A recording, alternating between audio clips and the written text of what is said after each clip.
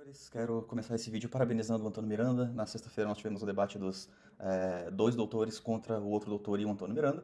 E o Antônio Miranda, pela primeira vez, conseguiu não falar de predação por osmose. Então, parabéns, está evoluindo aí na sua argumentação. E hoje eu me propus a fazer alguns comentários sobre o debate. O problema é que foi um debate muito longo. Eu, pessoalmente, nunca tinha assistido um vídeo de mais de uma hora no YouTube. Mas eu vou tentar dar o meu parecer.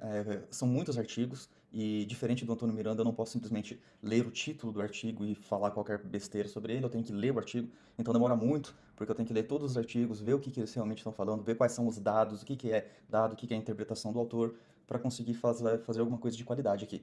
Então, esses vídeos podem demorar, e pode ser que eu nem consiga abordar tudo, eu vou tentar ser sucinto e simplesmente falar os pontos essenciais do artigo, mostrar aqui para vocês, né? Em primeiro lugar, quero começar dizendo o que eu achei sobre o debate. E eu não tenho nenhuma outra palavra para descrever do que desorganizado. Eu acho que o debate pecou em organização do início ao fim, o tempo todo. Em primeiro lugar, porque, se eu não estou enganado, o debate começou com uma hora de atraso, talvez mais do que isso. Eu sei que problemas técnicos acontecem, mas isso aí acaba frustrando o público. Eu mesmo não consegui terminar de ver o debate no mesmo dia, porque eu fui vencido pelo sono, e essa uma hora poderia ter feito a diferença. Em segundo lugar, parece que não ficou bem definido o tempo que cada dupla teria para falar alguma coisa. É, ou ficou o apresentador barbudo lá, ele disse que ele tinha todas as mensagens para provar que ficou bem definido, e o Antônio Miranda ficou quietinho. Mas o Antônio Miranda estava querendo mais tempo, ele estava querendo mudar toda a ordem do negócio lá, o que me pareceu uma, uma sei lá, uma espécie de sabotagem para o programa. E em terceiro lugar, o tema. Não houve. O tema escrito na thumb do vídeo era a origem da vida, mas não houve uma fixação nesse tema. O Antônio Miranda claramente jamais quis falar de origem da vida. Ele quis falar do professor Eberlin, ele quis falar especialmente de Terra Jovem, de Arca de Noé, da trozoba da hiena, do órgão genital feminino, ele quis falar de um monte de coisa. Tudo menos origem da vida. E não houve ninguém lá dos organizadores para dizer que não, tá fugindo do tema, tem que voltar, fala do tema, não houve nada disso aí. Então eu achei o debate desorganizado do início ao fim. Então essa foi a minha percepção. E essas coisas deram origem a bate-boca e um monte de coisa. O Antônio Miranda quis sair do tema de origem da vida o tempo todo, que já é um sinal de como o ateísmo lida com o tema da origem da vida, né? E essa estratégia de mudar o tema é algo bem desonesto para um debate, porque as outras pessoas se prepararam para aquele tema. Aí você, de repente, chega com um monte de pergunta que não tem nada a ver com o tema para parecer que as pessoas não sabem responder as perguntas, quando na verdade elas nem precisam responder essas perguntas que não fazem parte do tema. Então tá, essas são as minhas impressões pessoais sobre o debate. Agora eu vou me concentrar mais nas argumentações, eu não vou passar por nada aqui que tenha a ver com bate-boca, com pessoas se exaltando. Então esse vídeo vai ter um monte de cortes, porque eu tenho que encontrar as partes onde eles falam. Eu fiz um esboço aqui, mas para ficar mais didático eu vou cortar um monte para chegar na parte dos vídeos onde eles falam os argumentos. E várias vezes eles repetem os mesmos argumentos, eles falam em 40 minutos um argumento, em uma hora e meia eles falam de novo sobre esse mesmo argumento, em 2 horas e tanto eles falam de novo sobre o mesmo argumento. Então tem que sair picando um monte de coisa para conseguir condensar todos os argumentos num lugar só. Então isso pode demorar. Então eu vou fazer um monte de cortes, esse vídeo vai ficar todo picado, mas para tentar ficar mais rápido para vocês aí ouvirem, ok? Então, sem mais delongas, vamos para o debate em si. Então eu vou me colocar aqui do lado. Na parte, eu vou analisar apenas a introdução do Antônio Miranda e do Dr. Hércules. Eles falam um monte de argumentos na introdução, então eu vou tentar passar por cima, não super detalhadamente, mas vou tentar passar por cima de todos os argumentos que eles colocam. E para você ter ideia de quanto que enrolou, a argumentação do Antônio Miranda começa em 41 minutos de vídeo. Então teve muita coisa antes disso acontecer e começa a argumentação dele. Galera. E nós temos o famoso urânio. Urânio decai para tório e não para hélio. Vocês estão vendo aí, né? Ele libera uma partícula alfa, que no máximo pode ser chamada de núcleo de hélio, mas não é hélio, é decaimento para tório. Essa é boa, né? Mas não decai para hélio, Caramba, partícula alfa. Calma aí, gente, tá aí. Tá, aí começou um bafafá aí por causa dessa argumentação. Eu não entendi exatamente o porquê dessa argumentação. Eu não peguei o contexto. Pelo que eu entendi meio por cima, o Dr. Eberlin havia afirmado que o urânio decai para hélio, só que essa argumentação não tem absolutamente nada a ver com a origem da vida. E ele até usa um jeito peculiar de Para falar. hélio, você está usando urânio. Aí, ó. Urânio decai. Isso para mim parece ser um jeito bastante jocoso de tentar criar um espantalho, um ad hominem. Eu não sei, como eu tô fora do contexto, eu não sei o que aconteceu aqui. Mas esse parece ser um jeito bastante jocoso de falar isso. O Dr. Hércules, ele também comenta essa mesma parte em 52 minutos 30. Ele vai comentar o seguinte. O professor Eberlin é ateísta e a gente acredita em Deus. No caso, professor Eberlin, a questão técnica do urânio, acho que o pessoal pegou no seu pé, que é assim, ó, o do urânio, ele libera a radiação do tipo alfa e decai para tório. Esta radiação do tipo alfa absorve 2 elétrons e se torna hélio. Então, é só uma questão técnica da física que o pessoal pegou no seu pé, eu acho, então, viu? Então, se o senhor disser que o urânio, por exemplo, libera a radiação alfa, essa radiação alfa absorve os 2 elétrons do meio, o senhor estará certo na sua argumentação, mas acho que é mais uma questão técnica do que isso tudo. Então, como o Antônio apresentou aqui, nós temos vários modelos. Aí ele vai começar a falar de outras coisas. Ele começou a rir no final também, não sei se ele estava rindo do Eberlin ou do pessoal que estava rindo. Enfim, eu tô fora do contexto. E depois, o mesmo Dr. Hércules, ele vai falar em 1h28, novamente, sobre essa questão do urânio. Eles defendem a teoria deles. Então, assim, no tempo professor, deles. olha, professor, assim, ó. Tá seguindo o tempo. Você tem o átomo de flúor. E aí você tem o átomo de flúor menos. O flúor menos é um íon, né, do átomo de flúor, certo? Só que o senhor falou... E ele não é mais flúor? Calma aí. Calma. É definição, o átomo na tabela periódica tem que ser carga zero, professor. Tem que ter o mesmo número de elétrons e de prótons. Por isso, professor, é uma questão... Eu entendi. Vai produzir por absorção no final de elétrons hélio, mas a questão técnica é que o próprio Rutherford disse, ó, é radiação alfa, que é conhecida como núcleo de átomos de hélio. Aí a beta é 2 elétrons e a gama é eletromagnética. Seria isso, professor, eu acho, mais a questão técnica. Posso comentar um minutinho só? Por favor. Aí depois o Marcos Weber vai comentar. Isso aqui para mim me pareceu, eu estou fora do contexto, mas me pareceu uma tentativa de lacração para não perder a audiência ateísta lá que segue ele, porque ele é químico, ele com certeza sabe muito bem do que ele está falando, mas a questão aqui é muito simples. Os elementos químicos, eles são identificados pelo número de prótons que eles possuem. É simples assim. Se tem 2 prótons juntos, é hélio. Ponto final. É assim que funciona.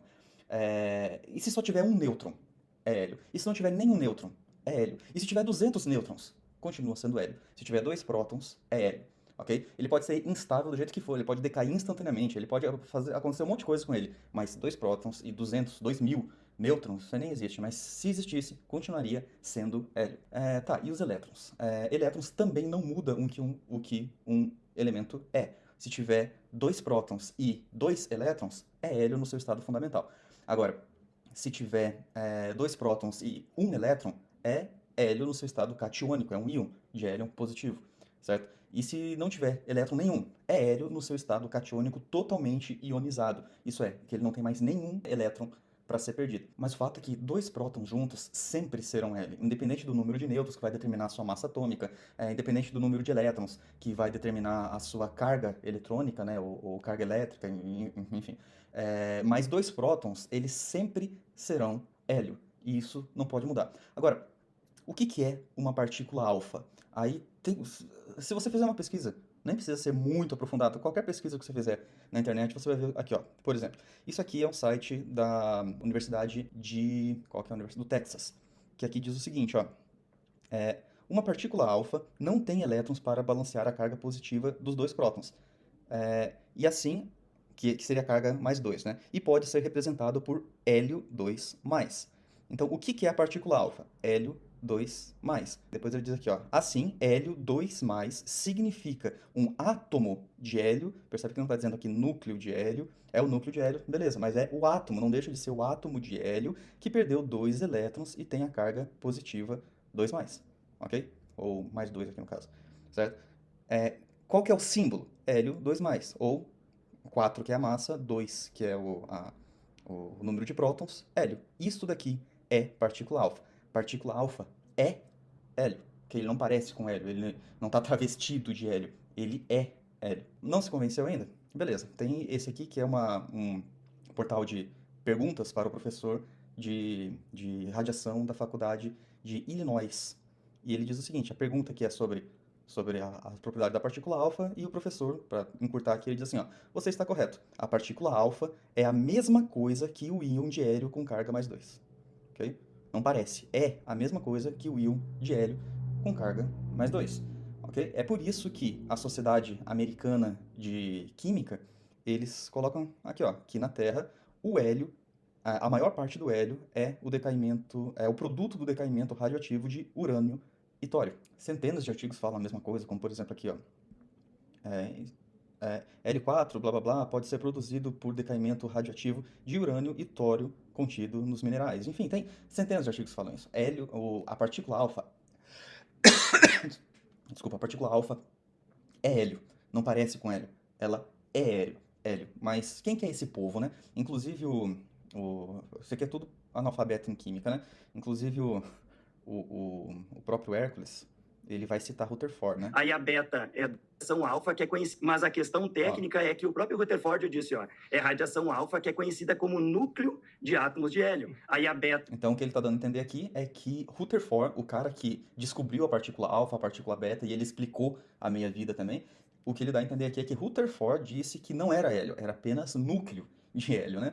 Aí eu tenho, por coincidência aqui, um artigo do próprio Rutherford sobre isso, pode ver que é um artigo bem antigo, e ele diz aqui o seguinte, ó, literalmente na primeira linha do artigo de 7 páginas dele falando sobre a propriedade da partícula alfa. Na primeira linha do artigo ele diz assim, ó, não tá nem para selecionar aqui, que aqui está em forma de imagem, né? A evidência experimental coletada durante os últimos poucos anos, né, os últimos anos, tem fortemente suportado a visão de que a partícula alfa é o átomo de hélio carregado, isso é, com carga. Mas quem que é Rutherford na fila do pão, né? É outro simplesmente analfabeto em química. É claro que todos eles eram ignorantes completos em química, e quem entende mesmo é o seu youtuber favorito. O pior disso tudo é saber que vai aparecer um monte de gente raivosa nos comentários desse vídeo, assim como já apareceram em outros, querendo mostrar que o hélio, que a partícula alfa não é hélio. Então, fique à vontade, se você for um completo ignorante em química, diz aqui embaixo que partícula alfa não é hélio, e você vai ser ignorado com sucesso, porque eu não vou perder tempo respondendo essas bobagens. Eu não dou mais aula para ensino fundamental. Então, a próxima parte do argumento vai ser sobre produtos orgânicos, como aminoácido, por exemplo, em meteoritos. Vamos lá. E essas moléculas orgânicas, elas são encontradas em asteroides, né? Diversos meteoritos a gente consegue encontrar, como por exemplo esse asteroide Ryugu, né? Que ele mostrou carbono, hidrogênio, nitrogênio, oxigênio, enxofre, 15 aminoácidos, incluindo glicina, alanina, ácido alfa, aminobutírico. Só um detalhe aqui, o que lhe dá a parecer é que qualquer asteroide que você vê por aí, você saiu da Terra, você vai cair num mar de produtos orgânicos. Não é assim. Esse é o primeiro asteroide que a gente encontra fora da Terra com produtos orgânicos in situ, que foi encontrado inclusive uracila e outras coisas assim. Então a gente não tem absolutamente nenhum problema com isso. Todos racêmicos, falta quase tudo, na verdade, só tem medo de coisas. A gente não tem absolutamente nenhum problema com essa descoberta. Foram identificados, e você vai ter inúmeros elementos encontrados em meteoritos que datam da época de formação do nosso sistema solar. Pode passar mais um? Agora, esse argumento é Esses aí interessante. são os enantiômeros L. Lembra lá que o Evelyn sempre fala dos enantiômeros, ele sempre fala da homoquiralidade, mas isso nós encontramos inclusive em meteoritos, como nesse caso aí do meteorito Murchison, né? Onde diz aqui, por exemplo, ó, muitos dos aminoácidos proteicos comuns em Murchison não são racêmicos, excesso de L-enantiômero. Nossa hipótese é que os impactos de cometas e meteoritos durante os estágios iniciais da formação da Terra forneceram pelo menos alguns dos componentes essenciais com a estereoquímica correta para a origem da vida. Então vocês veem que existem vários trabalhos mostrando que isso que eles dizem que é impossível, na verdade, é muito comum na formação do nosso sistema solar. Pode... Tá bom, então esse argumento aqui, ele cheira prêmio Nobel, né? Uma coisa que ele esqueceu de falar é, por exemplo, aqui, ó, When Fall Murchison Meteorite. Aqui, ó. Esse meteoro, ele caiu na Terra em 28 de setembro de 1969. Isso ele, propositalmente, parece que esqueceu de mencionar, que é um detalhe não pouco importante no artigo, né? Quer dizer, ele já está aqui na Terra há pelo menos 55 anos. Estamos em 2024, então é exatamente isso. Ele está na Terra há 55 anos, na verdade vai fazer 55 anos daqui a pouco, né? Estando estacionado na Terra há 55 anos, qual que é a probabilidade dessa diferença enantiométrica aí não ser contaminação? Ele já está há 55 anos aqui sofrendo as intempéries da Terra. Inclusive, tem toneladas de artigos, eu vou citar um aqui só para nível de curiosidade, para o vídeo não ficar tão extenso, mas existem toneladas de artigos falando de contaminação do meteorito Murchison. Inclusive, não é qualquer tipo de contaminação, ó, foi encontrado, não dá pra... foi encontrado, inclusive, contaminação fúngica, contaminação por fungos no meteoro. E fungo é algo bem vivo, né? Depois diz assim, ó, essa amostra do meteorito, sem nenhuma dúvida, sem sombra de dúvida, está extremamente contaminada por fungos. Então, se está contaminado por fungo, está contaminado por tudo. A probabilidade desses aminoácidos levógeros que apareceram nesse meteorito ser endógeno do meteorito, estar lá desde que ele caiu na Terra, é nula, para falar a verdade. Isso, sendo muito otimista, é quase nula. Mas, sendo bem realista, é nula. Não existe nenhuma possibilidade disso ter sido endógeno. Porque senão eles vão ter que encontrar um mecanismo para a produção dos levógeros em primeira instância. E isso simplesmente não existe. É, como diz o professor Marcos, um sonho delirante de uma noite de verão, né? Essa última parte que ele fala, cadê? Dizer que impossível, na verdade, é muito comum na formação do nosso sistema solar. Pode parecer impossível. Então, vocês veem que existem vários trabalhos mostrando que isso que eles dizem que é impossível, na verdade, é muito comum na formação do nosso sistema solar. Existem vários trabalhos, ele diz. Qual? Na verdade, ele citou um que foi extremamente criticado pela academia. Isso aí é um trabalho que hoje não tem nenhuma relevância na academia, porque já sofreu ataque de todos os lados, inclusive dos próprios darwinistas que querem encontrar a origem da vida, inclusive dos que acreditam na panspermia, que a vida surgiu fora do planeta.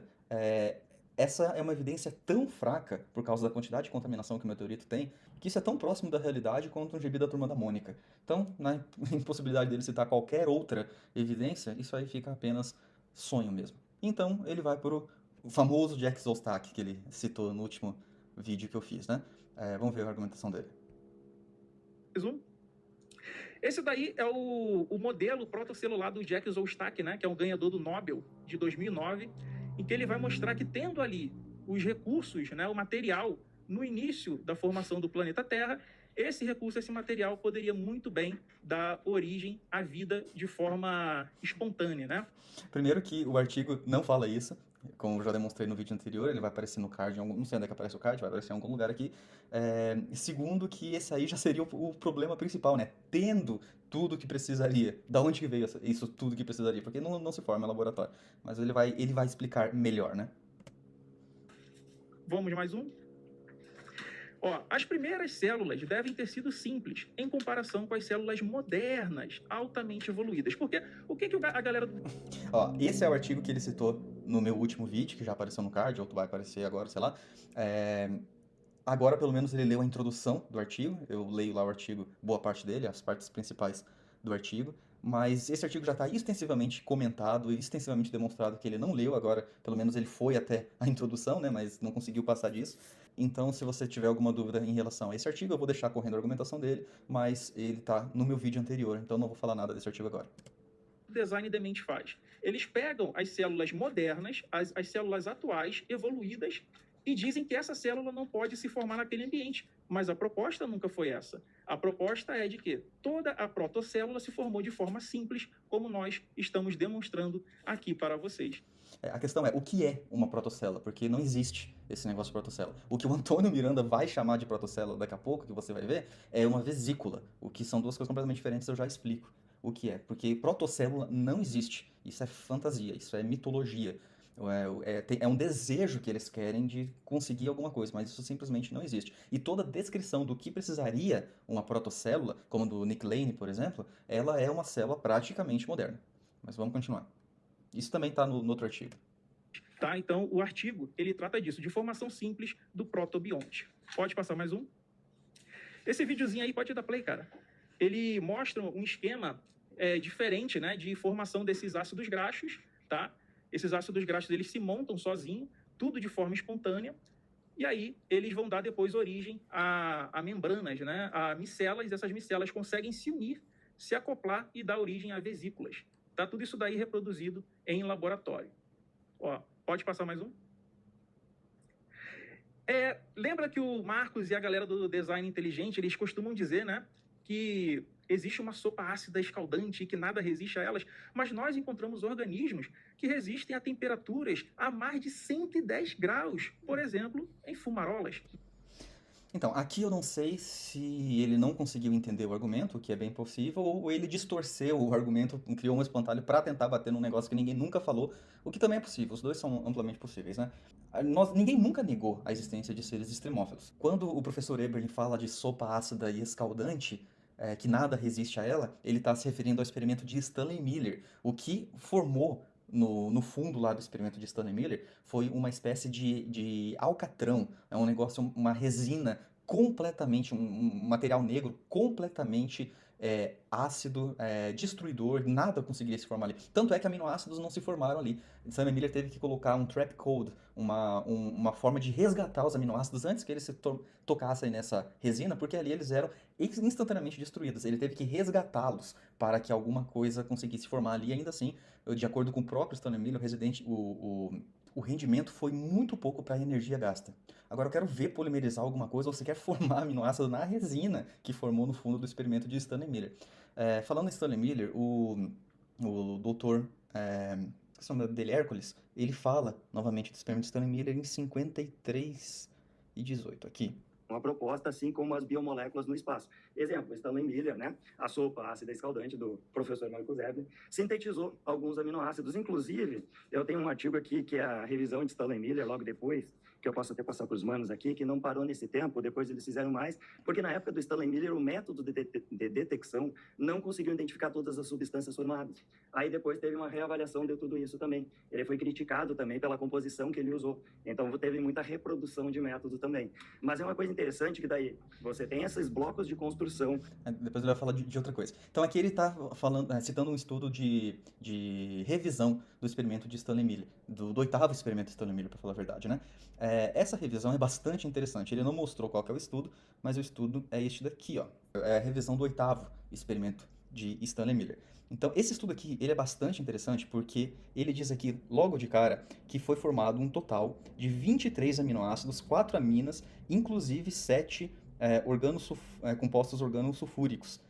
Porque no 8º experimento ele usa uma solução de sulfato de hidrogênio para formar aminoácidos sulfurosos, né? Então, a chamada aqui, o clickbait, né, diz que formou 23 aminoácidos e 4 aminas. Aí, uma pessoa leiga, ela vai simplesmente pensar, poxa, são 20 aminoácidos fundamentais, né? Atualmente são 21, mas vamos supor 20 aminoácidos fundamentais, ele formou 23, então resolveu o problema, formou tudo, todos os aminoácidos estão formados. Só que não é bem assim. Quando a gente olha, por exemplo, pro que formou, de fato, essa tabelinha aqui. Ele não estava pintado, eu pintei aqui só para você conseguir conferir o que está sendo formado. Essa parte horizontal aqui é a concentração que é formada. Então você vai ver que tem uns com concentração muito pequenas, outros com concentrações maiores. A concentração formada aqui é em relação à glicina. Então ela é 1, qualquer coisa que formou mais, tipo alanina, é 1 ponto alguma coisinha, e o que formou menos vai vindo para cá. Por que eu pintei essas cores nos resultados? O experimento de Stanley Miller, ele pretenderia formar os 20 aminoácidos proteinogênicos. O que é um aminoácido proteinogênico? É um aminoácido que ele é usado para a construção das proteínas que compõem o corpo de um ser vivo. Isso são aminoácidos proteinogênicos. Você não consegue construir um ser vivo sem esses 20 aminoácidos. Existem alguns estudos teóricos querendo baixar isso para 16, mas na prática nada disso nunca funcionou. Você precisa desses 20, então você precisaria de todos eles, certo? O que foi realmente formado de aminoácido proteinogênico nessa revisão do experimento de Stanley Miller? Só a nível de curiosidade, existem mais de 500 tipos de aminoácidos diferentes. Apenas 20 são os fundamentais para a vida, os proteinogênicos, ok? Nesse experimento de Stanley Miller, os aminoácidos proteinogênicos são esses pintados de azul. Glicina, alanina, e esses pintados de roxo também. Serina, eu já vou explicar por que eu pintei esses daqui de roxo. Serina, enfim, esses pintados de azul e os pintados de roxo são os aminoácidos proteinogênicos. Isso é, dos 23 aminoácidos que eles dizem que formou, apenas 10 deles são proteinogênicos. O que significa que os outros 13 não são proteinogênicos. E alguns deles, como betas, gamas, por exemplo, eles são venenosos, inclusive. Qualquer um desses aminoácidos que não são proteinogênicos, se eles se polimerizassem junto com aminoácidos proteinogênicos, acabaria com a cadeia e nada vivo poderia sair dali. Além dos aminoácidos proteinogênicos, ele formou 4 aminas, que são esses últimos aqui pintados de vermelho. O que são essas 4 aminas? A amina é a pior coisa que pode formar junto com aminoácidos, exceto pelas coisas simplesmente venenosas que vão decompor o aminoácido lá, né? Por quê? Imagina o seguinte, imagina que o aminoácido ele tem 2 ligantes, certo? Ele tem um grupo amina que vai ligar para o lado de cá e ele tem um grupo ácido carboxílico que vai ligar para o lado de cá. Então isso aqui é um aminoácido, é uma molécula com 2 ligantes. Muitos aminoácidos, e um problema de polimerização é isso, eles têm grupos aminas e grupos carboxílicos no radical aqui para baixo. Mas eu vou desconsiderar isso agora. Um aminoácido, então, é uma molécula que faz essas 2 ligações. Polimerização nada mais é do que quando você tem uma outra molécula de aminoácido que vai juntar o grupo amina com o grupo carboxílico, vai juntar os dois e vai liberar uma molécula de água, certo? Isso daqui é polimerização, agora você tem um dímero, isso é, 2 aminoácidos. Aí quando junta mais um aqui, um trímero, e vai subindo até você formar peptídeos, e esses peptídeos, se forem grandes o suficiente, vão se tornar proteínas. Isso seria a polimerização. Qual que é o problema de você ter aminas livres nessa solução? Aminas, elas têm um ligante só, certo? Elas não são aminoácidos que podem fazer os 2 ligantes aqui. Na verdade, isso aqui é uma simplificação, tá? Mas não é exatamente assim. Mas a nível didático, você pode dizer que a amina ela tem um ligante só. Então, quando você tem um aminoácido que está fazendo polimerização, não importa com quantos aqui ele vai fazendo essa polimerização, e no final da cadeia, ao invés de ligar um outro aminoácido com um grupo carboxílico aqui, liga uma amina que não vai ter como fazer uma ligação aqui para trás, você acabou com a cadeia. O que significa que essas aminas, se elas se ligam com um grupo carboxílico, acabou a cadeia. Na prática laboratorial, 0,5%, meio por cento de amina numa sopa de aminoácidos inteira não faria brotar absolutamente nenhuma proteína dali, porque as aminas elas interrompem e a partir daqui não existe mais ligação. Como se não bastasse essas aminas interrompendo as ligações, esse tanto de aminoácido verde aqui, eles não poderiam se ligar com os outros aminoácidos para fazer a polimerização, porque se no meio de uma cadeia, não importa de quantos aminoácidos azuis que tem nessa tabela, que estão se formando aqui, um único verde entra na cadeia, e o verde, como você pode ver ali, a maioria, acabou a cadeia. Você não consegue formar um aminoácido proteinogênico, um aminoácido útil para a vida. Isso aqui é simplesmente mais um aminoácido inútil. Então, como se não bastasse, se ele tivesse formado só os 10, era um belíssimo experimento. Formou pelo menos 10 dos 20. Mas ele formou 10 no meio de um monte de coisa que não pode formar com eles. Isso é um monte de aminoácido que não pode juntar na cadeia e um monte de amina que interrompe a polimerização. E 2 coisas são bastante interessantes aqui, ó. Se você olha para o estudo, por que eu pintei esses 3 aqui de roxo, ao invés de azul, se eles são aminoácidos proteinogênicos? Porque o próprio estudo diz o seguinte, olha aqui em cima, que interessante. No entanto, ácido aspartico e glutâmico, assim como a serina, que são representadas com uma abundância relativamente baixa em relação à abundância da glicina, né? São enriquecidos com os enantiômeros L, isso é, com a quiralidade L do Antônio Miranda, né? Indicando que traços significativos de contaminação de aminoácidos podem estar presentes. Quer dizer, dos 10 que formou proteinogênicos, voltando aqui com a nossa tabelinha, dos 10 proteinogênicos que foram formados, 3 ainda são frutos de contaminação. Então, o que formou aqui, na verdade, são 7. Dos 10, apenas 7. Os outros 3 aqui foram contaminação. Então, dos 20 que deveriam ter formado, apenas 7, no mar de um monte de coisa que não poderia reagir entre elas. Além disso, olha as concentrações. Essas concentrações, a cada passinho aqui que ele passa, é vezes 10. Então, por exemplo, no caso aqui do ácido alfa-aminoisobutírico, ele tem 10 vezes menos concentração do que a glicina. Aqui são 100 vezes menos concentração menor. Aqui é 1000 vezes menor, certo? Então essa é a distribuição da concentração desses aminoácidos. Se você for parar para pensar nessas concentrações, e eu tive o trabalho de colocar isso aqui, porque o artigo não deu, eu coloquei isso aqui no Excel para fazer uma proporção. De tudo que foi gerado, apenas 52% deles eram aminoácidos proteinogênicos. Isso é, mais da metade, apesar de ser só 7 contra 13, né? Mas ainda assim era mais da metade. Isso é, pegando só os 52%, 41% era glicina, 42% era alanina. Então, 83% de tudo que foi gerado dos aminoácidos proteinogênicos eram apenas 2 destes 7. E dos outros 17%, que seriam todos os outros 8 aminoácidos, 3 deles são de contaminação. Então formar qualquer coisa minimamente plausível aqui é completamente fora de questão. Isso aqui é impossível. É delírio mesmo. E como se não bastasse, o próprio artigo ainda fala aqui embaixo que muitos desses aminoácidos eram degradados tão logo eram formados e por isso só foi encontrado traços deles e não mais os aminoácidos. Então essa revisão do experimento Stanley Miller é exatamente a mesma coisa que era o experimento original. Nas palavras do próprio Stanley Miller, química de papel, sem nenhuma validade na vida real. Miranda apresenta um vídeo do Jack Szostak, do famoso Jack Szostak dos artigos dele, né, mostrando essa suposta protocélula. Agora, esse daqui, pode dar o play no vídeo. Esse daí, galera, que vocês estão assistindo agora, é um vídeo onde uma protocélula, né, ela vai começar a ganhar volume até que ela consiga se dividir por qualquer fricção mínima. Presta atenção na descrição dele, vou até voltar aqui. Né, ela vai...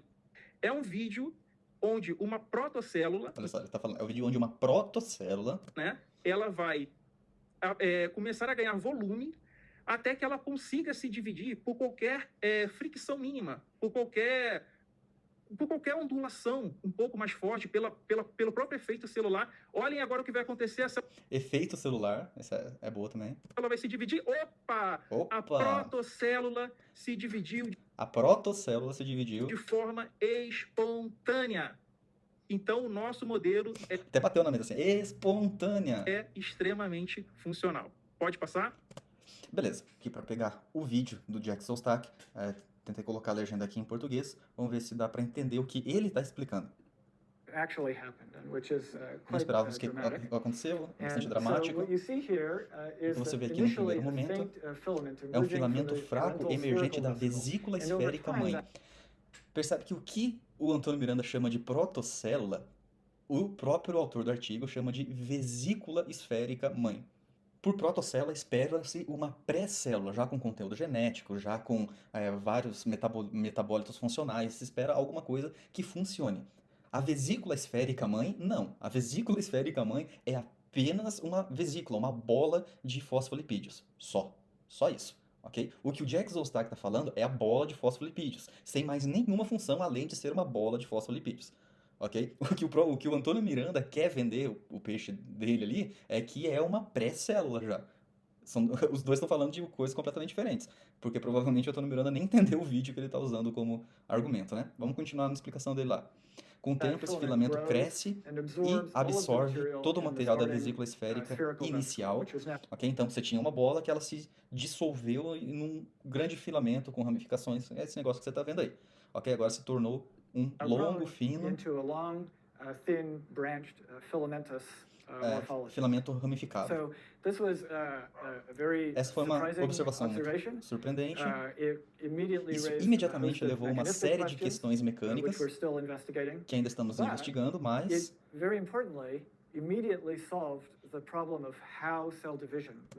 Isso aqui é interessante, ele disse que isso imediatamente resolveu o problema de como a célula se dividiria. Impulsionado pelas flutuações do ambiente. Como eu disse, essas vesículas, elas são difíceis de dividir, ele falou. É preciso uma grande quantidade de energia. No entanto, as estruturas são muito frágeis. Presta atenção nisso aqui. E tudo que você precisa fazer é sacudir. Uma agitação suave já é o suficiente para fazer com que ela se quebre no meio. E como você pode ver, o processo em ação no vídeo a seguir. A estabilidade da vesícula.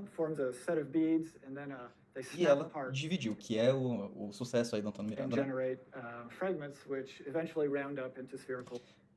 Isso é, ela estava numa linha, um filamento alongado, e ela quebra no meio, se tornando dois filamentos separados, que eventualmente vão se tornar esféricas novamente. Então, percebe o que está acontecendo aqui na explicação dele. Deixa eu voltar aqui. Você tinha uma vesícula esférica, a tal da protocélula do Antônio Miranda, e por causa de uma agitação, ela se abre, ela deixa de ser esférica e se abre. Agora pensa um minutinho. Qual que é o objetivo de uma vesícula esférica? Qual que é o objetivo da membrana da célula, daqui que o Antônio Miranda chama de protocélula? O objetivo é proteger o material dentro. De acordo com o imaginário evolutivo, aqui dentro teria muitos filamentos de RNA que deveriam ser protegidos no meio pela vesícula. Só que qualquer agitação gentil que ele fala quebra isso aqui no meio e começa a acontecer isso aqui, ó. Over time, that A filament tal da grows protocelo que and deveria estar absorbs all of the material protegendo from o the material starting, genético se abriu. E onde é spherical que foi o vessel, material which has genético? now grown Foi igual um into ovo a para fora. long, Simplesmente thin desapareceu. branch, Se perdeu o material filamentous, genético tão bem morphology. guardado aí pela suposta So- protocela.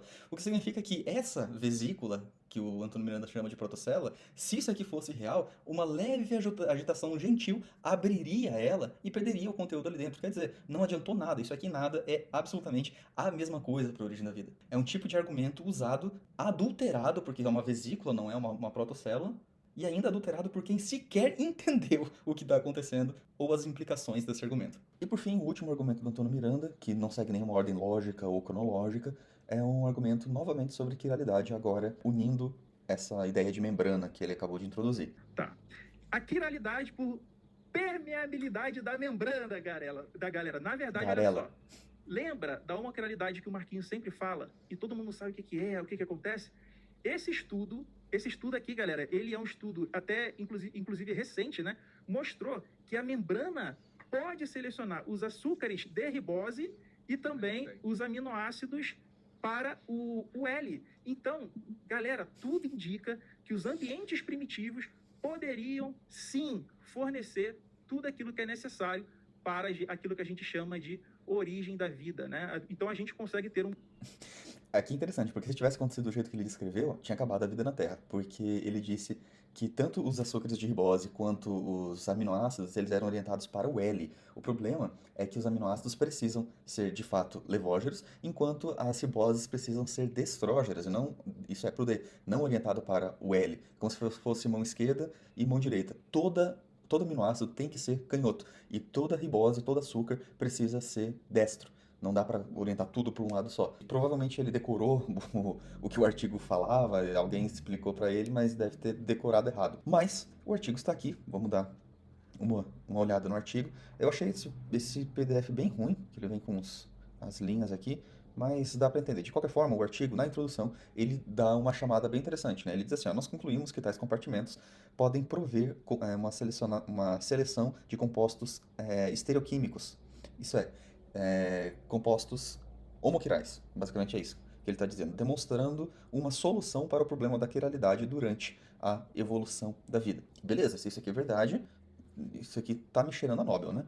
O problema é que quando a gente lê o artigo, que provavelmente é mais um na lista dos artigos que o Antônio não leu, o primeiro ponto que salta aos olhos aqui é que o Antônio Miranda deveria escolher um tipo de membrana para ele defender. Porque a membrana que ele chama de protocélula, né, do Jackson-Stack, não tem absolutamente nada a ver com a membrana desse artigo aqui. Esse artigo descreve a membrana da seguinte maneira. São lipídios dietéricos com uma cadeia de isopreno, que é um hidrocarboneto, já explico, contendo um branch, né, um braço ali de metil, mas um carbono ligado a um glicerol 1-fosfato. Então, essa é a cadeia. A membrana do Jackson-Stack é uma membrana de fosfolipídios anfifílicos, isso é, tem um lado hidrofóbico, um lado hidrofílico, então ele vai fazer duas camadas protegendo da água de dentro e de fora, como eu expliquei no vídeo anterior.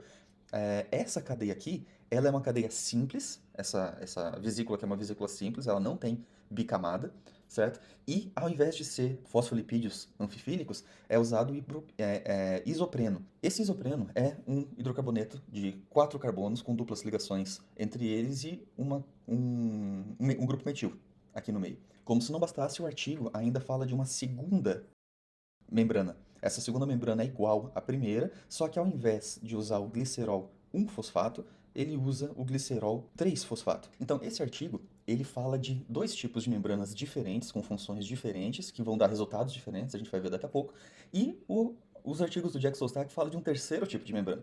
Então, o Antônio Miranda precisa escolher qual membrana ele está defendendo, porque não dá para ter tudo em todo lugar ao mesmo tempo. Você pega só as partes boas de um experimento e do outro, um contradiz o outro, mas você diz que todos eles juntos dão certo, porque não é assim que funciona. A suposta protocélula, ela deveria escolher um tipo de membrana para ela ter. Ficar escolhendo que membrana usar, quando usar, só em que momento usar, só porque me convém, isso não é ciência. Isso aí é pura fantasia. Eu já vou voltar aqui nesse mesmo trecho aqui, porque tem mais uma coisa muito interessante, mas primeiro vamos ver os resultados. Aqui ele está dizendo que a probabilidade do resultado ser aleatório, né, é muito baixa, é de cerca de 1%. Isso aqui é nas riboses, né, e também nos aminoácidos. A probabilidade é bem baixa. Vamos ver os resultados Para ficar mais fácil, eu vou mostrar a tabela deles. Tem lá no final, depois do final do artigo. Beleza. Essa aqui é a tabela de permeabilidade. Esses daqui são os açúcares usados e a partir daqui são aminoácidos testados. O que significa esses mais e menos aqui nessa tabela? De acordo com a própria tabela, esses mais, eles são a concentração milimolar, aqui, ó, milimolar de permeabilidade da membrana. Então, basicamente, vamos olhar aqui o exemplo da ribose. A ribose levógera na membrana arquial, que é um dos tipos ali da membrana, ela teve permeabilidade 2, a levógera, então estamos falando de 10 a 5, certo? E a destrógera teve permeabilidade 5, estamos falando de 20. E na membrana híbrida, que é o segundo tipo de membrana que ele está descrevendo, nós temos o mesmo 5 para a destrógera e entre 10 e 15 para a levógera, contra 20 da destrógera. O que isso significa na prática? Isso significa na prática que a membrana arquial, a cada uma molécula levógera que passa 2 destrógeras. E na membrana híbrida, a cada 3 moléculas levógeras que passam 4 destrógeras. Então perceba que o primeiro ponto aqui, isso aqui está longe de ser uma seleção homoquiral. Aconteceu uma pequena seleção? Aconteceu. Isso resolve o problema da homoquiralidade, como estava escrito na introdução? Nem de longe. No melhor dos casos aqui, é 1:2. Isso é, o dobro de destrógero para a metade de levógero. O problema é que quando a gente olha para o quadro dos aminoácidos, isso fica pior. Olha a seletividade dos aminoácidos. A membrana arquial, ela, em muitos casos, selecionou também mais aminoácidos destrógeros do que levógeros, o que significa que a membrana arquial contribuiu para impossibilitar ainda mais a formação dos aminoácidos, já que agora tem mais destrógeros do que levógeros, em alguns desses casos. Outros casos foram neutros e outros casos tiveram pequenas vantagens, mas realmente muito pequenas. De 2 para 3, por exemplo, nós temos de 5 a 10 para 10 para 15. Pode ser uma diferença quase nula entre eles ou realmente muito pequena.